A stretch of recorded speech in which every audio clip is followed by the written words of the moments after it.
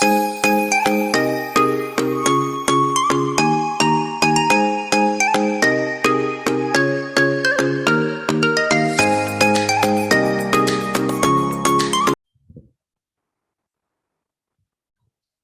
students, in today's video we will see what common mistake children do while attempting their questions for ratio analysis and certain point that they should keep in mind while solving the questions of ratio analysis. Starting with the first, treatment of provision for doubtful debt. See, while calculating current ratio, we need to calculate current assets as well. While calculating current assets, we know that debtor is a part of current asset. So when we are taking these debtors in current asset, provision for doubtful debt has to be subtracted from debtors. Debtors में से हमें provision for doubtful debt को subtract करना है. However, when we are calculating trade receivable turnover ratio, at that time provision for doubtful debt is not to be subtracted. It means अगर debtors में ये already subtract हो चुके हैं और balance sheet में the debtors are given after subtraction of doubtful debt, then you will add it back. You will take debtors before provision for doubtful debt. So you have to keep it in mind when you are doing questions. Many a time it has been seen children get confused in these two treatments of provision for doubtful debt in these two ratios. So now I think it must have become clear to you. Again, I'm reading these lines. For current ratio, while calculating current asset, provision for doubtful debt is to be subtracted from debtors, and while calculating trade receivable turnover ratio, provision for doubtful debt is to be a part of debtors only. That means it is to be added in debtors or if already subtracted. Now next is loose tools. Loose tools are a part of inventory. While calculating current ratio, we have to calculate current assets, and while calculating current assets, loose tools are not to be included in current assets. That means even though they are a part of inventory, we will exclude them. Now when it comes to inventory turnover ratio, while calculating inventory for inventory turnover ratio, loose tools should be considered. They are a part of inventory. यानी again यहाँ बच्चा confuse हो जाता है कि कहाँ हमें loose tools को एक्सक्लूड करना है और कहाँ इंक्लूड करना है. So I've given it together so as to make the concept a bit easier for you to recapitulate during exams. Moving ahead, liquid ratio जब हम कैलकुलेट करते हैं तो लिक्विड एसेट्स में कैलकुलेशन के लिए हमें इन्वेंट्री जो लेनी है वो क्लोजिंग इन्वेंट्री लेनी है. And we have to subtract both prepaid expense and closing inventory or closing stock from current assets. Now, debt equity ratio, when we talk about debt means long-term liabilities or non-current liabilities. So, debt का मतलब सिर्फ long-term liabilities होता है. Next is interest coverage ratio और ROI में बच्चों को profit before interest and tax calculate करने में बहुत प्रॉब्लम आती है अगर प्रॉफिट आफ्टर टैक्स गिवन है. So I have written here the steps. First step है बेटा हमारे पास कि हमें लेट प्रॉफिट बिफोर टैक्स को एज्यूम करना है. We know that profit after tax means from profit before tax, when we subtract taxes, we get profit after tax. And if I have to calculate this profit before tax, this tax will go on the left hand side और ये जो minus का tax है ये क्या हो जाएगा? Add हो जाएगा. Now the last step is to add interest that we have already subtracted. So here I have added interest on loans or debt that we have paid, but keep it in mind अगर आपके पास non trade investments given है तो non trade investments का जो interest हमें receive हुआ है आप उसे भी सबट्रैक्ट करेंगे so as to calculate profit before interest and tax. I have taken one question as well for a better understanding. हमें profit before interest and tax calculate करना है. We are given profit after tax. हमें tax का rate given है 40%, 9% debenture का rate of interest है और 10% loan के ऊपर इंटरेस्ट है, 5% नॉन ट्रेड इन्वेस्टमेंट है 2 लाख रुपीस की. तो सबसे पहला स्टेप क्या है? स्टेप 1 मैंने आपको क्या बताया? You have to take your profit before tax as X, and we know that profit after tax is equal to profit before tax minus tax. So now we will put it in the equation. Profit after tax है 2,40,000. हमने profit before tax को x assume किया है और इसी x का 40% हमारा tax है, which is 40/100x. जब इसे सब्ट्रैक्ट करेंगे it will become 60/100x. Now we have to calculate the value of this x, which is coming 4 lakh. अब बेटा हमारे पास प्रॉफिट बिफोर टैक्स आ गया, हमें कैलकुलेट करना है profit before tax as well as interest. तो जो इंटरेस्ट हमने पे किया वो हम माइनस करेंगे. You can see here 1 lakh का 9% अगर हम इंटरेस्ट कैलकुलेट करते हैं 9,000 विल बी एडेड. 50,000 का 10% 5,000 will be added. Yes, you have to take care that even interest on non-trade investment which have been received has to be subtracted, which is 5% of 2 lakh. I hope it is clear. और इसके बाद profit before interest and tax में आपको कोई problem नहीं आएगी. This is we can say the most comprehensive case that we have taken. Next is calculation of capital employed. बहुत बार देखा है बच्चों को इस टॉपिक में भी बहुत प्रॉब्लम आती है. यहाँ पर मैंने आपकी जो balance sheet vertical balance sheet है उसे हॉरिजॉन्टल फॉर्म में ड्रॉ किया. You can see major head जो लाइबिलिटी साइड है हमारे पास, that is share holders fund, non current liabilities and current liability.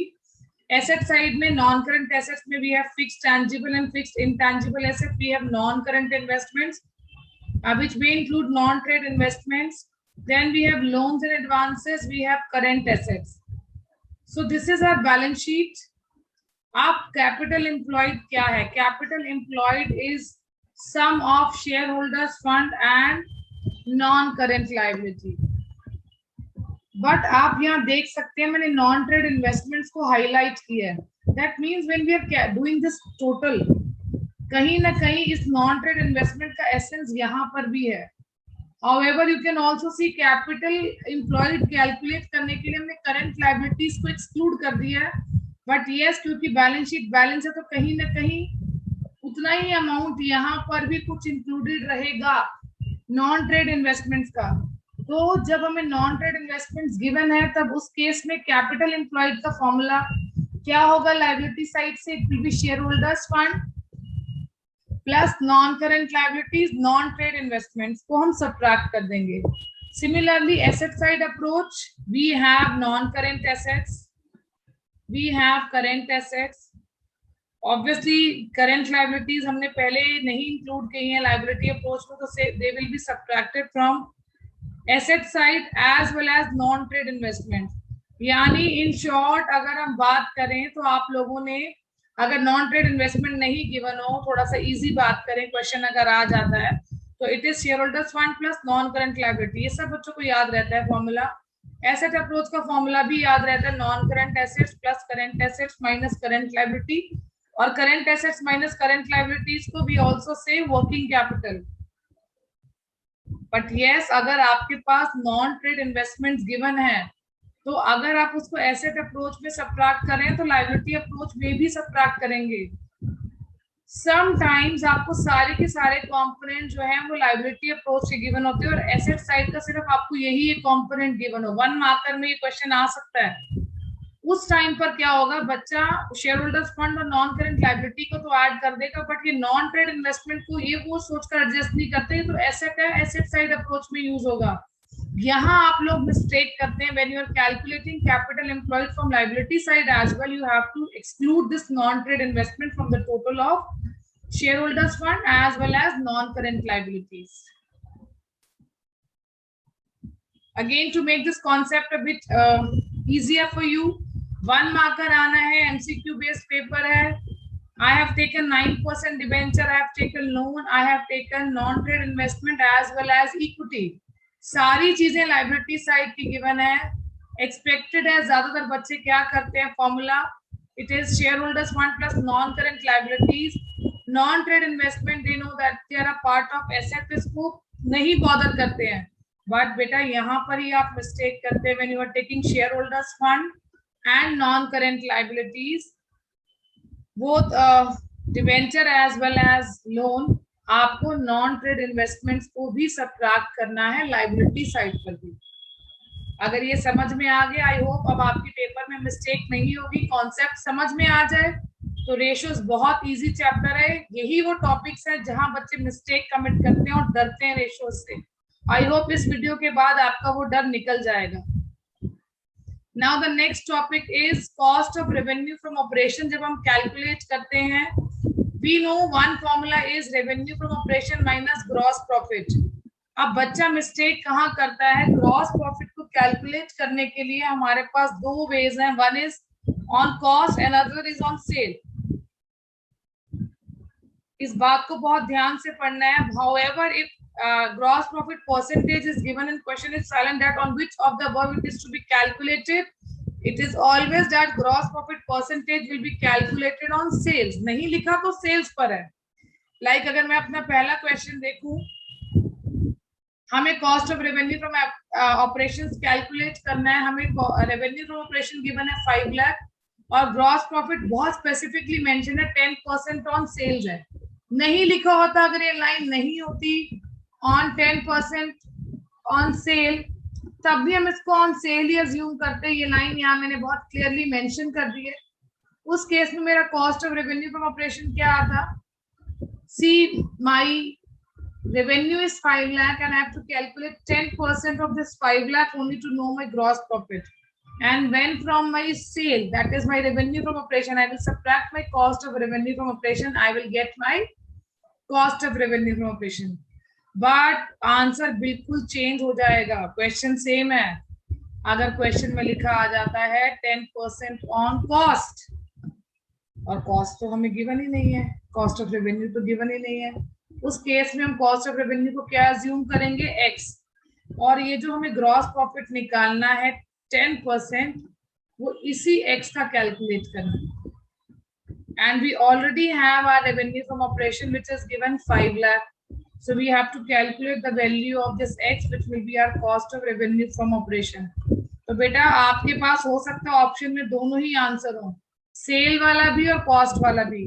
But अगर आपके पास क्वेश्चन सेकंड वाला है where you have to calculate gross profit on cost, और अगर आप 4,50,000 के आंसर को टिक कर देते हैं, you will lose 1 marks.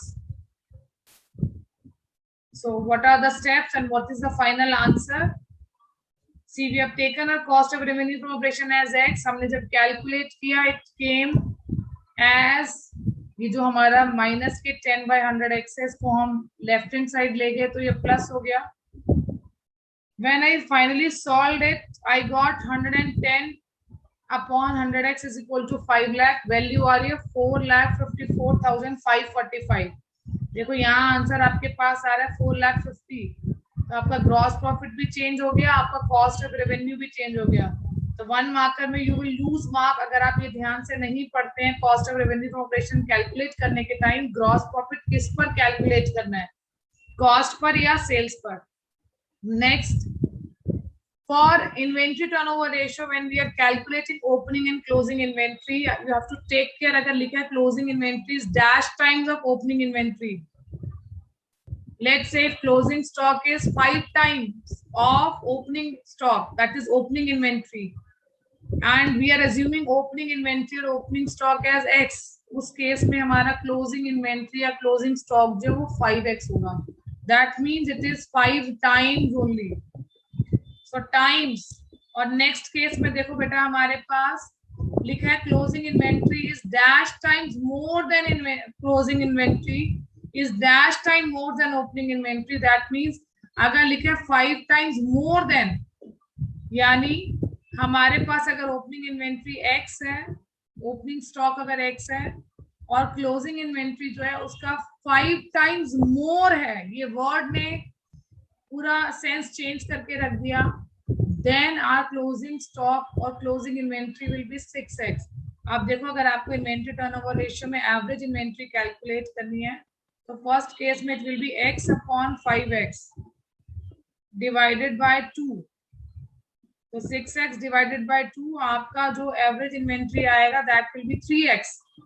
However second case में आपके पास opening inventory is 5x, closing inventory is 6x, divided by 2, 7x divided by 2, it will be 3.5x. Calculation गलत हो जाएगी अगर आप इस मोर पर ध्यान नहीं देंगे. So you have to give more attention to more. आप इस वर्ड को देखेंगे नहीं मिलेगा तो simply you can calculate times by multiplying opening inventory with the number of times to calculate closing inventory. अगर टाइम्स मोर देन गिवन है तो पहले आप टाइम्स मल्टीप्लाई करके कैलकुलेट करेंगे and then you will add it to know the amount of closing inventory. Thank you for watching this video. Stay connected and do subscribe my channel. Also share it with your friends if you really like my videos. Thank you.